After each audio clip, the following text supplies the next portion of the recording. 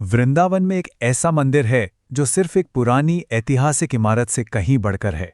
असल में ये एक ऐसी जगह है जिसके अंदर एक बहुत ही गहरा छिपा हुआ मतलब है। तो आज हम श्री राधा मदन मोहन मंदिर के उसी असली मकसद को समझने की कोशिश करेंगे जो अक्सर लोगों की नज़रों से छूट जाता है। और देखिए यही तो असली समस्या है। ज्यादातर लोग जो यहाँ आते हैं वो इसे बस एक टूरिस्ट स्पॉट की तरह देखते हैं। खूबसूरत आर्किटेक्चर है, बढ़िया इतिहास है, फोटो खींचिए और चल दिए।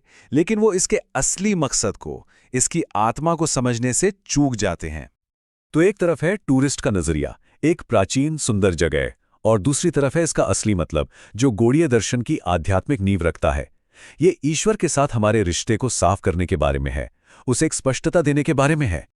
तो चलिए अब थोड़ा और गहराई में उतरते हैं और उस एक सेंट्रल आइडिया को समझते हैं जो इस मंदिर के असली मतलब का ताला खोलता है। देखिए, सारा का सारा खेल इस एक शब्द में छिपा है, संबंध। ये गौड़ीय विचारधारा का एकदम बेसिक कॉन्सेप्ट है और मदन मोहन मंदिर का पूरा उद्देश्य इसी संबंध ज्ञान को जगाना और पक्का करना है। और पता है सबसे दिलचस्प बात क्या है? ये मंदिर तीव्र भावनाओं या इमोशनल हाई देने के लिए है ही नहीं। इसका काम है सही दिशा दिखाना, एक ओरिएंटेशन देना। ये किसी भी गहरी भावनाओं को महसूस करने से पहले एक मजबूत पहचान देता है। तो ये जो दिशा दिखाने की बात है ना, ये कोई ऐसी वैसी बात नहीं है। इसके पीछे एक पूरा शास्त्रीय गौड़ीय ढांचा काम करता है। आइए देखते हैं कि मदन मोहन इस 3 स्टेप की आध्यात्मिक यात्रा में कहाँ और कैसे फिट होते हैं। तो गौड़ीय परंपरा में आध्यात्मिक प्रगति के 3 मुख्य चरण हैं जो वृंदावन के 3 सबसे जरूरी विग्रहों से जुड़े हैं। सबसे पहले हैं मदन मोहन, जो संबंध को दर्शाते हैं, यानी ये सवाल कि ईश्वर के साथ मेरा रिश्ता क्या है। फिर आते हैं गोविंद देव, जो अभिधेय यानी प्रैक्टिस का तरीका बताते हैं। और आखिर में है गोपीनाथ, जो प्रयोजन यानी परम लक्ष्य यानी दिव्य प्रेम को दिखाते हैं। तो मदन मोहन इस पूरी यात्रा का सबसे पहला और सबसे जरूरी कदम है। और यहीं पर सबसे जरूरी बात छिपी है। अगर इस पहले कदम को छोड़ दिया या इसे ठीक से नहीं समझा तो आगे की सारी भक्ति सिर्फ एक अस्थिर भावुकता बन के रह जाती है। मदन मोहन वो लंगर हैं जो हमारी आध्यात्मिक नाव को भावनाओं के समंदर में भटकने से रोकते हैं।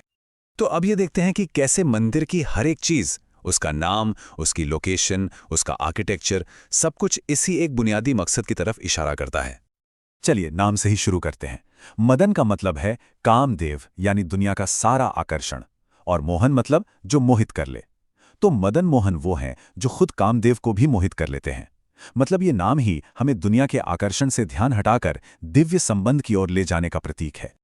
फिर देखिए कि मंदिर एक ऊंचे टीले, द्वादशादित्य टीले पर बना है। और ये बस ऐसे ही नहीं है, इसका भी एक गहरा मतलब है। ईश्वर से जुड़ने से पहले हमें अपनी चेतना को दुनिया की साधारण चीजों से ऊपर उठाना पड़ता है। तो मंदिर तक की ये जो शारीरिक चढ़ाई है वो असल में मानसिक तैयारी का प्रतीक है। अब जरा मंदिर के आर्किटेक्चर को देखिए। लाल बलुआ पत्थर का एक बहुत ही सादा लेकिन शक्तिशाली ढांचा। यहां कोई बहुत बारीक संगमरमर की नक्काशी नहीं है। क्यों?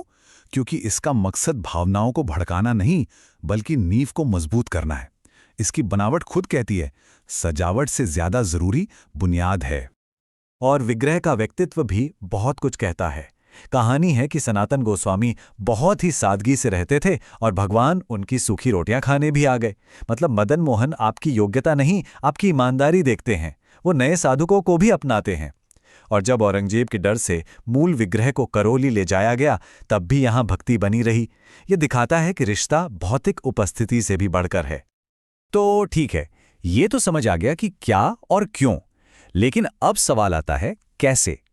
इस रास्ते पर सही तरीके से आगे कैसे बढ़ा जाए? जो लोग यहां आते हैं वो अक्सर एक अजीब सी शांति और गंभीरता महसूस करते हैं। यहां बहुत ज्यादा उत्साह या इमोशंस की लहरें नहीं उठती, बल्कि एक ठहराव और स्थिरता का एहसास होता है।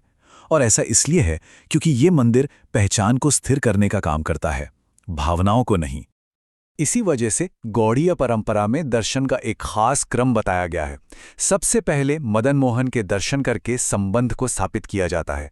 उसके बाद गोविंद देव जी के पास जाकर अभ्यास में लगा जाता है। और फिर आखिर में गोपीनाथ जी के पास जाकर प्रेम के परम लक्ष्य का अनुभव किया जाता है। आजकल होता क्या है कि लोग अक्सर इस क्रम को उल्टा कर देते हैं। वो सीधे भावनाओं और प्रेम का अनुभव करना चाहते हैं, और नतीजा ये होता है कि वो भ्रमित हो जाते हैं। लेकिन ये पारंपरिक रास्ता हमें धैर्य सिखाता है। ये बताता है कि पहले एक ठोस आधार बनाना कितना जरूरी है। तो आखिर में ये मंदिर सिर्फ एक घूमने की जगह नहीं रह जाता, ये हर आने वाले के सामने एक बहुत ही व्यक्तिगत, एक बहुत ही गहरी चुनौती रखता है। अगर इस मंदिर के असली मकसद को समझ लिया जाए तो ये एक बहुत बड़ा बदलाव ला सकता है। ये महज एक जिज्ञासा को एक पक्के इरादे में बदल देता है, और सिर्फ विश्वास को एक जीवंत रिश्ते में। असल में मदन मोहन ही सच्ची भक्ति को मुमकिन बनाते हैं।